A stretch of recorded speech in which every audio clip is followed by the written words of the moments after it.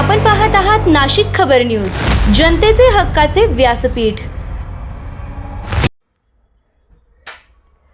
नाशिकच्या भाविकांच्या बसला कानपूर जवळ अपघात, एकाचा मृत्यू, अनेक जखमी। बातमी नाशिक येथून। नाशिक जिल्ह्यातील भाविकांना घेऊन जाणाऱ्या खासगी बसचा उत्तर प्रदेशातील कानपूर जवळ आज पहाटे भीषण अपघात झाला। या अपघातात एका भाविकाचा मृत्यू झाला असून बस चालक गंभीर जखमी झाला आहे, तर काही भाविक किरकोळ जखमी झाले असून त्यांच्यावर कानपूर येथील शासकीय वैद्यकीय महाविद्यालय व रुग्णालयात उपचार सुरू आहेत। नाशिक जिल्ह्यातील ओझर, पिंपळगाव व मालेगाव परिसरातील सुमारे 50 भाविक उत्तर भारतातील तीर्थयात्रेसाठी गुरुवारी खासगी बसने रवाना झाले होते। प्रवासादरम्यान आज पहाटे कानपूरजवळ त्यांच्या बसचा अपघात झाला।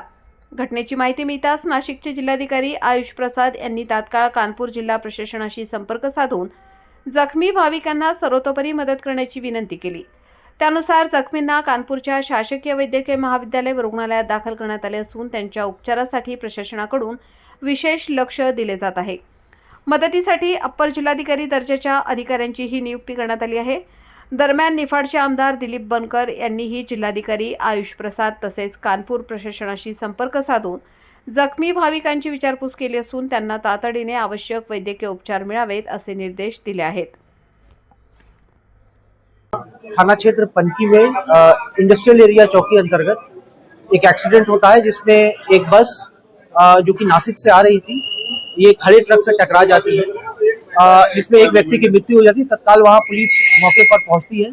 जो अन्य घायल उसमें यात्री थे उनको वहां से निकाला जाता है और उपचार हेतु इनको रेफर किया जाता है। यहाँ पर हॉस्पिटल में अभी जो घायल यात्री है उनका इलाज चल रहा है। मौके पर शांति व्यवस्था बनी है।